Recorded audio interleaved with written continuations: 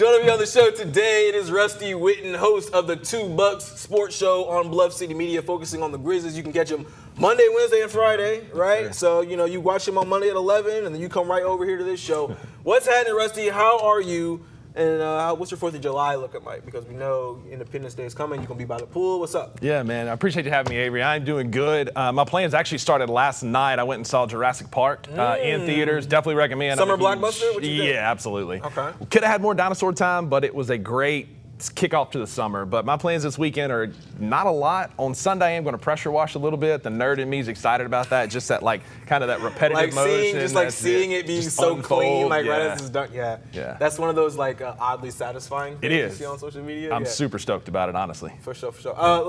We got to talk about the dress code here because if y'all watch the show, y'all know I like to get down when it comes to these suits and everything. I appreciate the details. Yeah. So talk to me about this handkerchief that I see. You can't see it. Give me Rusty's one shot on 5. Look at that. You can pull it out. You can show him.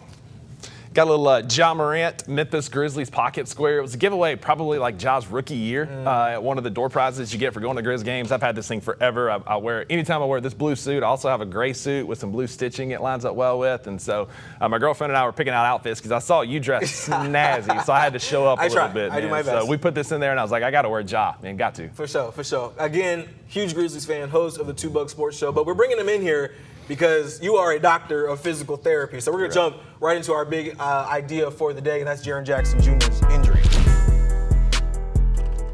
The team announcing Tuesday night Jaren Jackson Jr. has turf toe on his right foot after hurting it playing basketball away from the Grizzlies facility. That's the bad news. The worst news is that he needed surgery, which was successful, but he won't be reevaluated for at least 12 weeks. Keep in mind, Grizzlies are already missing big man Zach Edey to start the year. So, Rusty, I know we see the injury and immediately all Grizzlies fans were like, oh no, not again, right? Because we saw this with Vince and Gigi just last season. But what exactly is turf toe and how does it affect the body?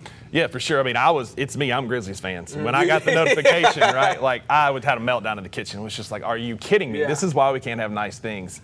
But then my rational brain kind of took over. So what turf toe is you got a joint, just like in your first finger here, where your toe articulates with the foot. It's called your MTP in layman's terms. It's a big old $10 word there, but we'll leave that alone. And basically, he has stressed that joint to the point of injury. And so it happens a lot of times with push-off, so runners, basketball players. You see it a lot in football players. It first came about in the 80s and 90s when most football fields were turf, right? And so it's a strain on the joint where it wasn't really turf. It was like concrete with sandpaper, concrete. exactly. Yeah. And so basically what you do is you either tear the ligaments that's around that joint or the actual joint capsule that holds that joint together, keeping the pressure appropriate and the synovial fluid in there so it moves well. And so when you tear that, you ultimately have to have surgery. You can just strain it and avoid it, but Jaren's was bad enough that they had to go in and repair whatever was going on. So he's going to be non-weight bearing for the next probably 4 to 6 weeks, and we're looking at probably at least a 3 to 4 month turnaround before he's back on the court. Now, he'll do some basketball activities in there, but probably 3 or 4 months before he's back. I mean, if you had to kind of describe what the pain would look like for that, I mean, you're talking about him being non-load bearing. It's almost like you can't even put pressure on that toe. At all. Yeah, so when I first heard about it as a kid, Deion Sanders had it a lot when I was growing up, and I was like, he just stubbed his toe. Like just soft is what it is. Yeah, just kidding, Deion, if you're watching. Totally kidding. But it's pretty excruciating, right? Because every time you take a step, you dorsiflex that toe, and you kind of put weight on that joint, and that's going to hurt a lot. And so they're going to stabilize it inside of a boot to where it'll hold and it won't do that motion anymore, and that'll allow it to heal, and then he can start putting weight on it down the road. So as he kind of continues in his recovery journey, what does, I guess, the physical therapy of it look like? What will he start doing to kind of maybe ramp up as you get into more of that 9 to 12 week kind of range? For sure. So after he gets through just like your normal progression like you and I would do, just some strengthening of that foot, we're going to start some agility drills because he's a high-level athlete. He's one of the best players in the NBA, probably top 20, top 25 players. So he's going to be working with the best trainers, the best mobility experts, trying to get some proprioception is what it's called, like learning where that foot and toe is in space and how to use it. And so he's going to be doing a ton of jumps, jump rope, lateral shuttles, box jumps, starting to add in some of those plyometrics, getting ready for basketball before we even start like one-on-air or one-on-one type activities. So it's just going to be a lot of learning how to land on that foot again and how to control yourself to keep yourself from re-injuring it. Okay, and so when we initially saw this and we saw that Jaren was going to be hurt, I immediately am like, all right, I need to bring somebody on the show to explain what the heck turf toe actually means, right? But you were right on the money with your show before the Grizzlies came out and said it about what the recovery time looked like at 12 weeks. So I got to give you your props. Appreciate it. And if you watch, the Two Buck Sports Show, he would have gave you that info. You would have been ready, right? So we got to talk about the other big man for the Grizzlies, and that is Zach Edey. He will also be missing to start the year, a severe ankle sprain. We know he had ankle issues last season in the summertime as well before he even started his rookie year.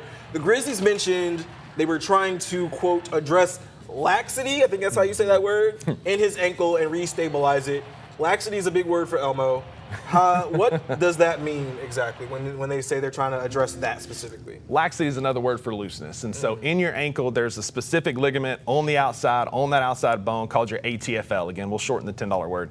The ATFL is what's commonly injured in ankle sprains, and so it can get stretched out, and like a rubber band over time, as it gets stretched out, it doesn't, you can't put Humpty Dumpty back together again. Kind of trying to put the toothpaste back in the tube. That's it, exactly. Okay. So they probably went in and did one of two things. If it was just stretched, you can tighten it back up through some sutures and anchors, which they're going to be ultra conservative with that because it's the same ligament that they just anchored down to try and make it a little bit stronger. So the risk of injury is a bit higher, especially early on. Now, they could have done an allograft where they pulled some tendons from around it, or an autograft where they did like cadaver. It just depends on the severity. The most likely one is that they just tightened the ligament that was there, and so we're going to protect that thing for a while. So I think Zach Edey might be out a little bit longer than Jaren, if I had to guess. But it's a common procedure with people who have just that stubborn looseness or laxity in their ankle. Yeah, and the Grizzlies didn't really give an update on when Zach would be back. It just said he'll likely miss the beginning of the season. And so, I mean, with 12 weeks, a reevaluation period for Jaren, he could potentially be there, maybe miss the first week or two of the season. It seems like Zach maybe a little bit longer, maybe in the closer to the December time range.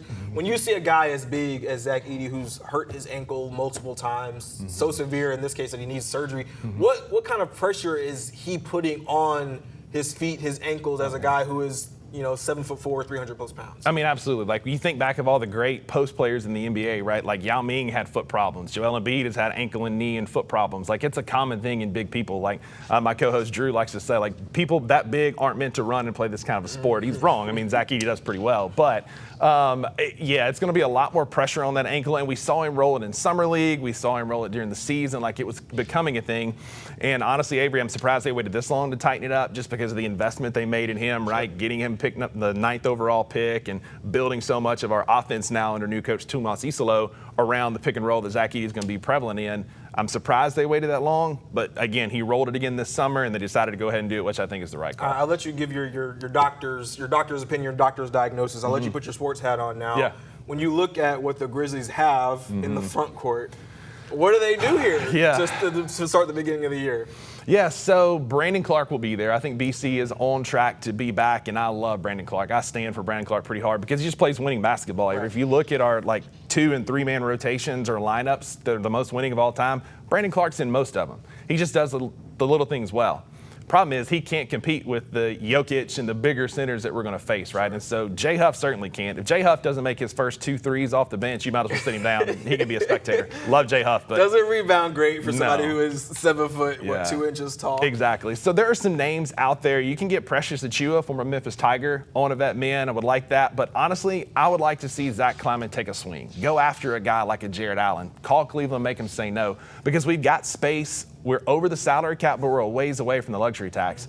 And we can help them offload some salaries, so why not take a swing? Then you got a guy that you can build around with John Jaren, and then you can make some other guys expendable to create some flexibility down the road. I hope ZK takes a swing. Okay, so as we kind of return back to the injury question, this round of the playoffs was especially plagued by Achilles injuries. We saw it, Tyrese Halliburton, Damian Lillard, Jason Tatum as well with the Boston Celtics all suffering in the playoffs, which felt really weird for it all to happen kind of at the same time. But why do you think that is, and what actually causes an Achilles tear? Yeah, great question. So, yes, it does feel like it's more prevalent now. NBA players are actually covering about 9% more territory during games than they were 10 or 15 years ago. So it's a lot more wear and tear on the Achilles tendon. And if you go back and watch the videos of all three of them, they do what's called a false step, first step. So they're in an athletic position, they're loaded and ready to go, and instead of just making that first quick step, their foot actually goes back, and that puts an unexpected increased load on the Achilles tendon, what's called an eccentric load, or you're loading it while it's lengthening, and that's a recipe for disasters with tendons. And so if you watch, especially Tyrese Halliburton's, he landed in an awkward position and then tried to push off, and that's what caused that rupture. So it's a bad habit. I remember my high school football coach was trying to coach me out of it because I was like playing some receiver and stuff, and that first step is bad on your Achilles, and it also slows you down. And so we see that false step a lot. Again, guys are covering more ground. You know, there is an argument there that they play a lot more basketball than they used to, but I'm not going to sit here and say let's shorten it as a fan, especially not. But I think if we can start coaching that false step out and then focusing on footwear, making sure you've got a good heel cushion and a heel bed to support that heel, I think that'll go a long way. And it's interesting you bring up the footwear, right? Because we see a lot more in the NBA, really all across the levels of basketball. Players love their low-top sneakers, right? We see it with Ja Morant, who just is working on his Ja 3 release right now. In Jason Tatum's case, I mean, he wears kind of a mid-top. I think Damian Lillard is kind of somewhere in between a mid and a low. And Tyrese is a low, kind of a true low. What do as you look at their shoes and you look at their footwear, what do you think? Do you think that kind of played a part in their specific injuries? I know it's hard to say without having, being able to see it all, like up close and personal. Maybe a little. Shoe wear is going to help more with what's called medial lateral movement, and so that's going to help support or prevent ankle sprains because that's what happens, right? You turn your ankle in and out.